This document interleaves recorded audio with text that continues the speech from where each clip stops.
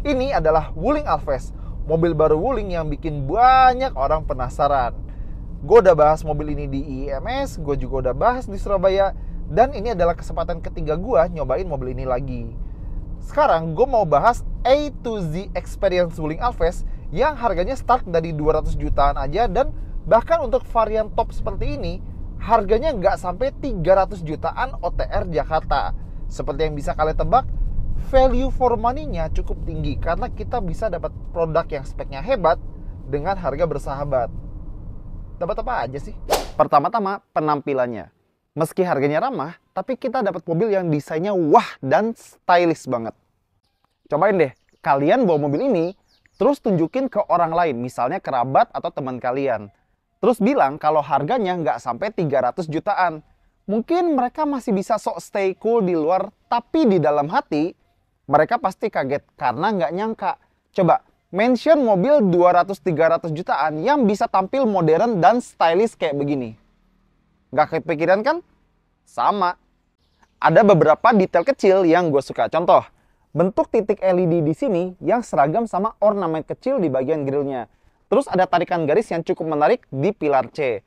Peleknya mungkin agak kekecilan, tapi dengan penggunaan ban profiltable, harusnya bisa bikin nyaman. Udah gitu, kita bisa dapat body two-tone. Ini bukan stiker loh, ini cat. Tapi yang paling wah adalah kuncinya. Ini adalah kunci Wuling dengan gaya paling keren yang pernah gue lihat. Cakep ya? Desain interiornya cukup berkelas. Bahasa desain terbaru Wuling dengan dashboard horizontal bikin kesan minimalis, modern, dan lega. Desain setirnya bagus, tombolnya terlihat canggih, lapisan kulitnya juga bikin enak digenggam. Kita dapat jok kulit, bahan empuk di dashboard depan penumpang, dan motif jahitan yang enak dilihat mata. Demikian juga buat motif di door trim dan speakernya.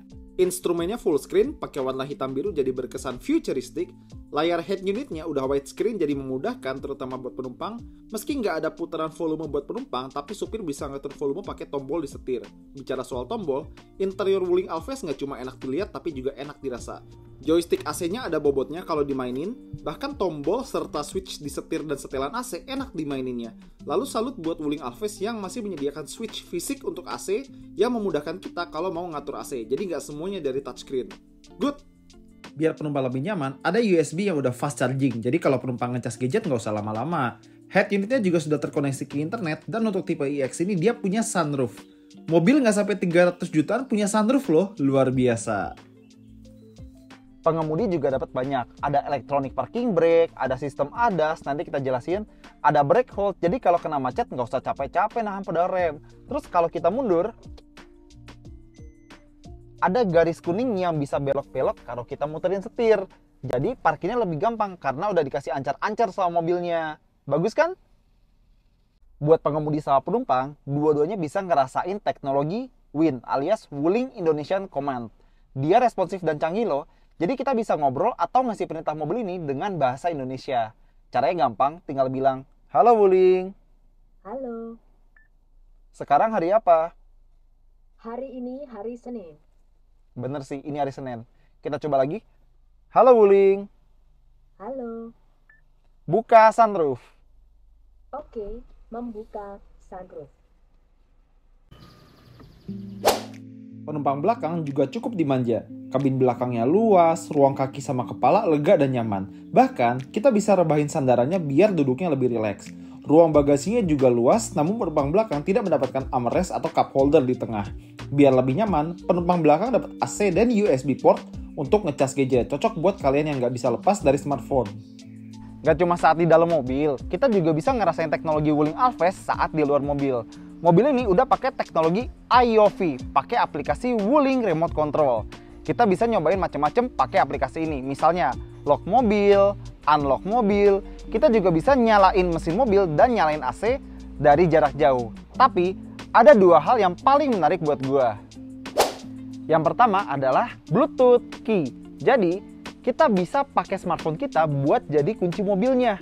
Cocok buat yang suka lupa naruh kunci mobil di mana. Soalnya, kita bisa tetap pakai mobil kayak biasa, hanya bermodal smartphone. Yang kedua adalah vehicle positioning. Katakanlah kita lupa ya parkir mobil di mana ya. Kita tinggal buka aplikasi dan kita bakal dikasih tahu lokasi di mana mobil kita berada. Cocok buat yang suka bingung nyari mobilnya di parkiran yang padat. Enak nih. Semua teknologinya memang canggih dan memudahkan. Nice to have. Tapi kesan berkendaranya juga penting. Gue pernah bilang kalau Wuling Alphest itu jadi standar baru untuk di kelas harganya. Dan sekarang pun gue tetap meyakini hal tersebut. Bantingannya cukup halus dan lembut. Jadi nyetirnya tuh nggak bikin cepat letih. Dan penumpang jadi bisa istirahat dengan lebih baik. Kekedapan kabinnya juga juara. Peredaman suara dari luar bagus. Road noise pun minimal. Bener-bener bikin rileks dan nyaman. Dalam kota nyaman, luar kota juga nikmat.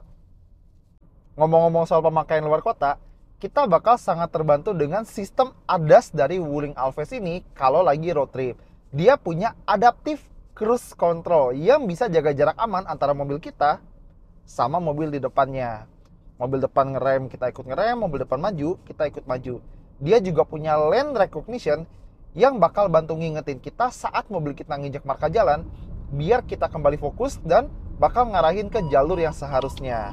Tapi ingat, mau secanggih apapun sistem ADAS-nya, keselamatan berkendara adalah tanggung jawab kita sepenuhnya sebagai driver. Jadi, tetap hati-hati kemanapun kita pergi. Tapi tetap, ada sisi lain dari Wuling Alphest ini. Mesin sama transmisinya mungkin bisa diimprove. Beloknya agak kurang patah, posisi duduknya agak sedikit ketinggian, dan ngelihat ke belakang dari spion tengah itu agak kecil. Tapi, selain dari beberapa hal minor tersebut, Wuling Alphest ini benar-benar nyaman dan halus saat di jalanan. Oke, jadi apa pendapat gue? Seperti yang pernah gue bilang, Wuling Alphest ini benar-benar bikin standar baru untuk sebuah SUV atau mobil yang bahkan untuk tipe tertinggi ini harganya nggak sampai 300 jutaan on the road Jakarta. Value-nya sangat bagus karena kita bisa dapat mobil yang stylish luar dalam, kabinnya lega dan nyaman, fiturnya canggih, inovasinya segudang, dan dibawanya sangat rileks. Ini benar-benar mendobrak pakem kalau mobilnya harganya bersahabat, tidak selamanya banyak kompromi. Dari apa yang gua rasakan sejak pertama kali nyobain, hype mobil ini benar-benar sesuai dengan apa yang ditawarkan.